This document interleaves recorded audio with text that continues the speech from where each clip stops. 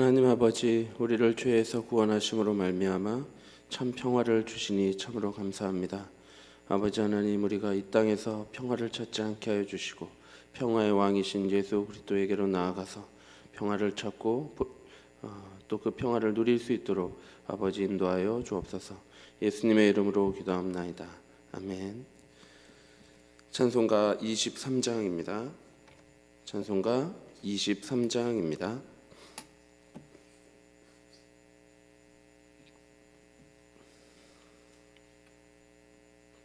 찬송가 23장 함께 하시겠습니다.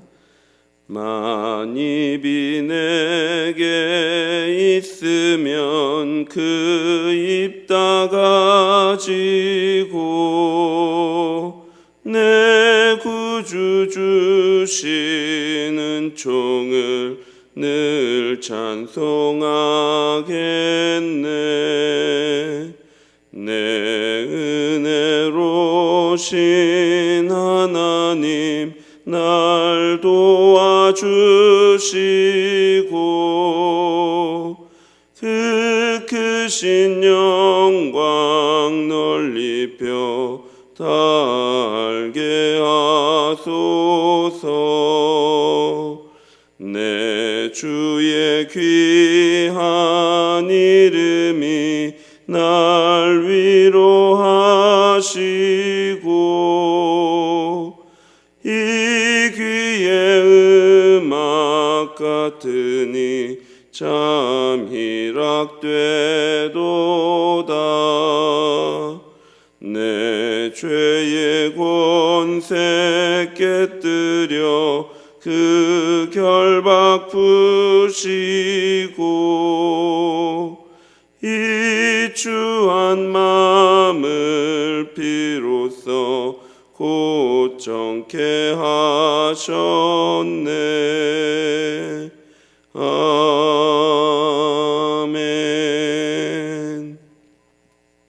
성경 말씀 누가복음 19장 28절에서 44절까지 말씀입니다. 누가복음 19장 28절부터 44절까지입니다. 누가복음 19장 28절부터 44절까지 한 절씩 교독하겠습니다. 예수께서 이 말씀을 하시고 예루살렘을 향하여 앞서서 가시더라.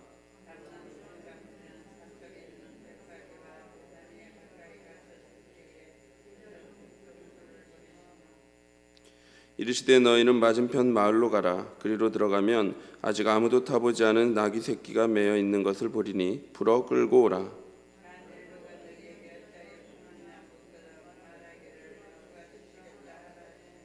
보내심을 받은 자들이 가서 그 말씀하신 대로 만난지라.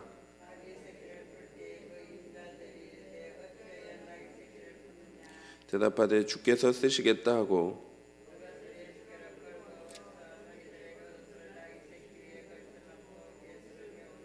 가실 때에 그들이 자기의 겉옷을 길에 편더라.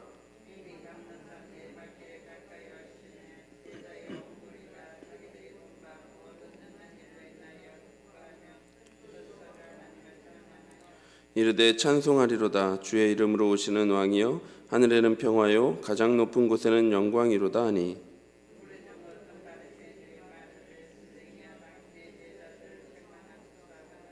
대답하여 이르시되 내가 너희에게 말하노니 만일 이 사람들이 침묵하면 돌들이 소리 지르리라 하시니라.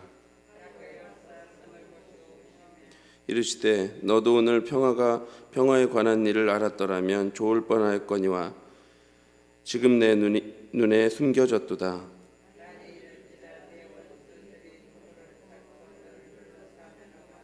함께 읽겠습니다. 또 너와 및 그 가운데 있는 내 자식들을 땅에 메어치며 돌 하나도 돌 위에 남기지 아니하리니 이는 내가 보살핌 받는 날을 알지 못함을 인함이니라 하시니라. 아멘. 우리는 모두 평화를 원합니다.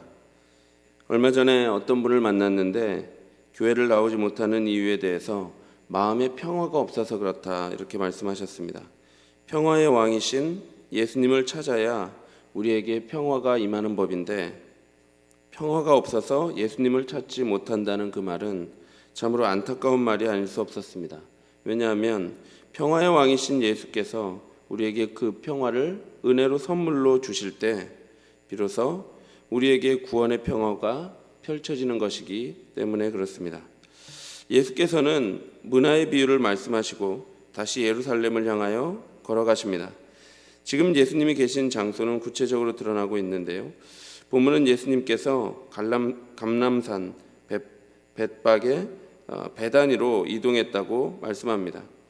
감람산은 예루살렘 동쪽에 위치해 있고 예루살렘과 1km 정도 거리에 있는 매우 가까운 거리입니다. 이는 예수께서 십자가에 다다랐으며 하나님의 뜻을 성취할 때가 가까이 왔음을 나타내고 있습니다. 예수님은 온 땅에 평화를 선물하기 위해 지금 이 십자가의 길을 묵묵히 걸어가고 있습니다. 그렇게 예루살렘으로 가는 길에 예수님은 제자들에게 맞은편 마을로 가서 매어있는 나귀 새끼를 풀어오라고 명령하십니다. 그리고 만일 누가 너희에게 어찌하여 이것을 푸느냐 묻거든 주가 쓰시겠다라고 대답할 것을 말씀하시죠. 제자들은 예수님의 말씀대로 행했고 예수님의 말씀대로 주인은 왜 나귀 새끼를 풀어가느냐고 이유를 물었습니다. 그리고 제자들은 주가 쓰시겠다 이렇게 대답을 했습니다. 누가가 이렇게 예수께서 나귀를 준비하는 장면을 상세히 기술하는 이유는 예수가 이 땅에 왕으로 오셨음을 드러내기 위함입니다. 스가랴 9장 9절에 보면 구원을 베푸실 왕에 대해서 예언하고 있는 구절이 있는데요. 9장 9절을 보면 이렇습니다. 시온에 따라 크게 기뻐할지어다. 예루살렘에 따라 즐거이 부를지어다. 보라, 내 왕이 내게 임하시나니 그는 공의로우시며 구원을 베푸시며 겸손하셔서 나귀를 타시나니 나귀의 작은 것 곧 나귀 새끼니라. 그리고 본문 35절에서 36절에도 보면 제자들이 나귀 새끼를 끌고 온 후 자기들의 겉옷을 나귀 새끼 위에 걸쳐놓고 예수님을 태웁니다. 그런 후 예수님이 가는 그 길에 겉옷을 펴고 있는 장면이 나오죠. 이 또한 왕의 행차를 나타내는 표현입니다. 길에 겉옷을 펼치는 행위는 예후가 왕으로 입성할 때 백성들이 왕을 맞으면서 보였던 행동입니다. 열왕기하 9장 13절입니다. 무리가 각각 자기의 옷을 급히 가져다가 섬돌 위 곧 예후의 밑에 깔고 나팔을 불며 이르되 예후는 왕이라 하니라. 이러한 모습은 나귀를 타고 예루살렘 성에 입성하는 왕의 모습을 드러내고 있는 것이지요. 따라서 예수는 지금 예루살렘에 입성하고 계시는데 왕으로 그곳에 가고 계신 것입니다. 그렇게 감람산 내리막길에 가까이 오자 제자들의 무리가 기뻐하며 큰 소리로 하나님을 찬양합니다. 그 내용은 38절에 나옵니다. 이르되 찬송하리로다. 주의 이름으로 오시는 왕이여 하늘에는 평화여 가장 높은 곳에는 영광이로다 하니. 본문은 예수님을 주의 이름으로 오시는 왕으로 부르고 있습니다. 그가 오심으로 하늘에는 평화요 가장 높은 곳에는 영광이 있다고 말씀하고 있습니다. 예수님은 십자가에서 죽으시고 부활하신 후 하늘의 보좌 우편에 앉아 이 모든 세계를 통치하실 것입니다. 따라서 그가 통치하는 나라, 즉 하나님 나라에는 평화가 있습니다. 다시 말하면 예수를 구주로 믿는 모든 성도는 평화의 왕이신 그분께서 주시는 진정한 평화를 소유하며 살아갈 수 있는 것이죠. 이 땅에서 주는 일시적이고 한계투성이인 만족과 쾌락이 아니라 본질적인 하늘의 평화가 구원받은 성도에게 임하는 것입니다. 또한 예수님의 십자가 죽음과 부활로 하나님은 영광을 받으십니다. 따라서 가장 높은 곳에는 영광이 있다고 노래하고 있습니다. 이러한 제자들의 환호 소리가 들리자 바리새인들은 예수께 제자들을 꾸짖으라고 요청합니다. 바리새인들이 예수님에게 당신의 제자들을 책망하라고 말한 이유는 그들의 외침의 내용 때문이었습니다. 바리새인들의 입장에서 예수님을 나귀에 앉히고 왕의 행진을 하고 왕의 오심을 기뻐하며 그의 평화와 영광을 선포하는 제자들의 환호성은 하나님을 모욕하는 것이었습니다.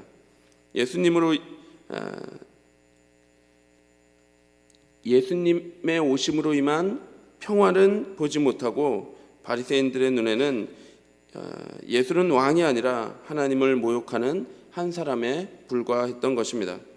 바리새인들은 그토록 많은 가르침을 듣고 예수님의 그 권위 있는 가르침을 듣고 예수님의 표적과 이적을 두 눈으로 보고 경험했음에도 불구하고 하나님이 예수님을 통해 일하고 있다는 그 사실을 깨닫지 못하고 있습니다.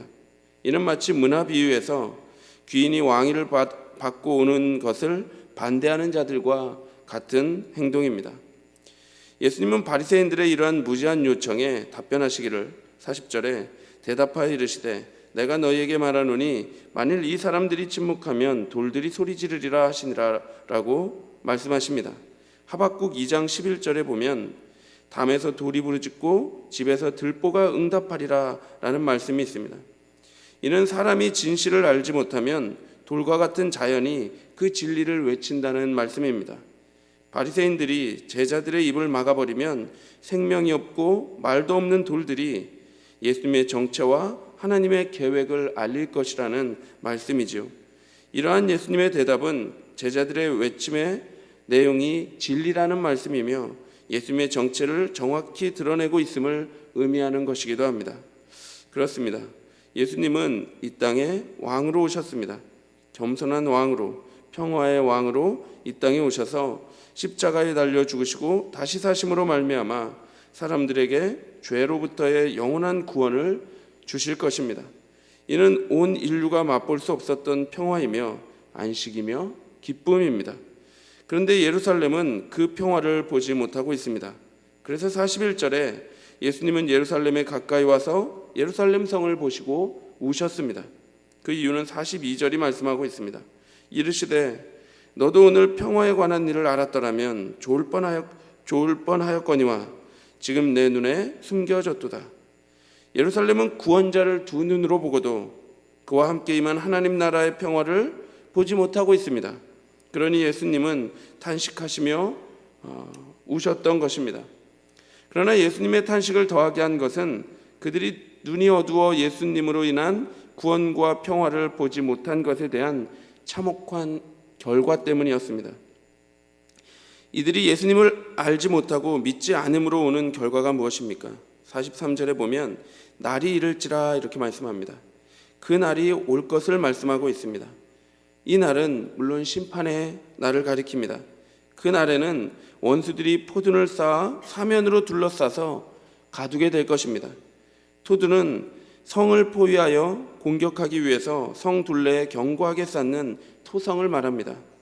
에스겔은 예수님의 멸망에 대한 징조를 보여주기 위해서 성읍을 에워싸고 높은 사닥다리를 세우고 토둔을 쌓고 진을 치고는 공격용 도구를 둘러 세워놓는 모습을 보였었습니다. 따라서 이는 예루살렘을 향한 심판을 말씀하고 있는 것입니다. 그 심판의 결과는 매우 참혹합니다. 44절에 보니까 너와 및 내 가운데 있는 내 자식들을 땅에 메어칠 것이라고 말씀합니다. 그 심판이 얼마나 참혹한지 돌 하나도 남기지 않을 것이라고 말씀하지요. 예루살렘이 왜 이런 일을 당합니까? 44절 하반절에 보니까 내가 보살핌 받는 날을 알지 못하기 때문이라 이렇게 말씀합니다. 여기서 보살핌이라고 하는 단어는 방문이라는 의미를 가지고 있습니다. 따라서 보살핌 받는 날은 하나님께서 방문하시는 날입니다. 하나님의 방문의 때를 말씀하는 것이죠. 하나님의 방문은 심판의 때를 말씀하는 것으로 그날에는 하나님의 은혜와 심판이 나타나게 됩니다. 그날에 하나님의 백성들은 구원을 받을 것이고 하나님의 백성이 아닌 자들은 심판을 받게 될 것입니다. 그 구원을 가지고 오신 분이 바로 예수 그리스도이시죠. 하나님 나라에 들어갈 수 있는 방법은 따라서 예수 그리스도를 믿는 것입니다. 예수님은 하나님께서 방문하실 때 은혜를 받을 수 있는 구원을 선물하시는 분이십니다. 그런데 그 은혜의 구원을 거부하는 사람에게는 심판만이 있을 뿐입니다. 왕을 거부하는 자에게 그 나라가 주어질 수는 없는 것입니다. 따라서 이들에게는 아무런 희망이 없습니다. 우리는 모두가 평화를 원합니다. 그래서 이 땅에서 그 평화를 얻으려고 온 힘을 다해 살아갑니다.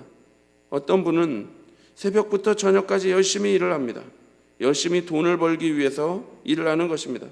그러느라고 교회도 가지 못합니다.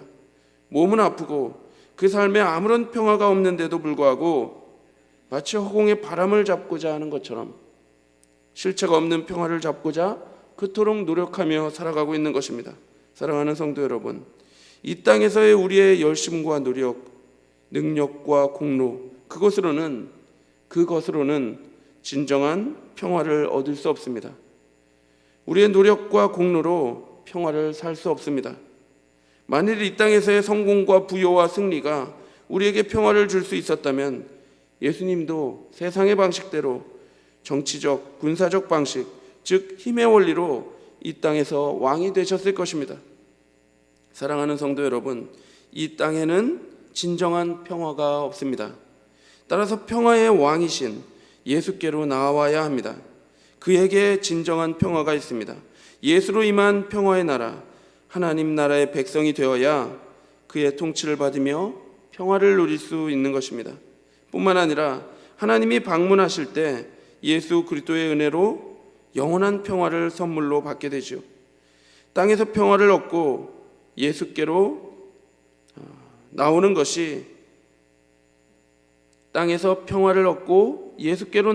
아니라 한계가 많고 모순 투성이인 이 땅에서의 아픔과 슬픔, 외로움과 질고를 가지고 예수께로 나오는 것입니다. 이 땅에는 평화가 없음을 인식하고 평화의 왕이신 예수께로 나와야 진정한 평화를 누릴 수 있는 것이죠. 그 짐을 예수께 내려놓고 우리의 아픔을 다 토해놓고 평화를 선물로 받을 수 있는 것입니다. 구원이 예수 그리스도에게 있기 때문입니다. 둘째로 땅의 방식에는 평화가 없습니다. 땅의 방식은 정복하고 착취하며 밟고 올라가 승리하는 방식입니다. 열심히 쌓아두어야 평화를 소유할 수 있을 거라 생각합니다. 그러나 그렇지 않습니다. 예수님의 방식은 정반대입니다. 예수님께서 평화를 소유하시는 방식은 정반대이죠. 섬기고 사랑하고 내 것을 내어줄 때, 여러분, 그때 우리에게 평화가 찾아옵니다. 하나님의 말씀에 순종하여 세상의 방식대로 살아가고자 하는 옛사람을 십자가에 못 박고 예수 그리스도의 사랑과 희생, 섬김의 방식으로 살아가는 새 사람으로 다시 사는 것만이 우리가 평화를 얻을 수 있는 길입니다. 그렇게 살아갈 때 놀랍게도 우리의 삶에 평화가 넘치게 됩니다. 사랑하는 성도 여러분, 예수님께서 예루살렘을 향하여 말씀하고 있습니다. 42절입니다. 이르시되 너도 오늘 평화에 관한 일을 알았더라면 좋을 뻔하였거니와 지금 내 눈에 숨겨졌도다. 이 탄식이 우리를 향한 탄식이 아니기를 간절히 원합니다. 우리 모두가 평화에 관한 일을 알게 되기를 바랍니다. 그래서 예수를 믿음으로 평화를 소유하고 그 평화를 가진 사람들만이 할 수 있는 사랑과 섬김을 행하며 살아가게 되기를 바랍니다. 그래서 많은 이들에게 우리가 이미 받은 그 평화를 선물하며 살아가는 주의 백성이 되기를 바랍니다. 기도하겠습니다. 하나님 아버지, 우리에게 예수 그리스도를 보내주셔서 평화를 선물하여 주시니 참으로 감사합니다. 아버지 하나님, 우리가 이미 이 평화를 얻었으니 아버지, 이 평화를 누리며 살아가게 하여 주옵소서. 주님, 이 땅에서 평화를 잡으려고 허공에 마치 그 바람을 잡으려고 손을 휘두르지 않게 하여 주시고 오직 예수 그리스도에게만 평화가 있음을 알고 예수께로 나와서 예수님을 사랑하고 예수님을 믿을 수 있도록 인도하여 주옵소서. 그리고 우리가 이미 얻은 이 평화를 많은 이들에게 전파하며 살아가는 주의 백성들이 되게 하여 주옵소서. 예수 그리스도의 이름으로 기도하옵나이다. 아멘. 하늘에 계신 우리 아버지여, 이름이 거룩히 여김을 받으시오며 나라의 마옵시며 뜻이 하늘에서 이룬 것 같이 땅에서도 이루어지이다. 오늘날 우리에게 일용할 양식을 주옵시고 우리가 우리에게 죄 지은 자를 사하여 준 것 같이 우리 죄를 사하여 주옵시고 우리를 시험에 들게 하지 마옵시고 다만 악에서 구하옵소서. 대개 나라와 권세와 영광이 아버지께 영원히 있사옵나이다. 아멘. 평화의 왕이신 예수를 믿어 평화를 나누는 삶을 살아갈 수 있도록 기도하시고 고난 중에 있는 성도들을 위해 또 교회당 건축을 위해 기도해 주시고 전도의 모임과 관찰 모임을 위해 기도해 주십시오. 그리고 개인적으로 기도하시기 바랍니다.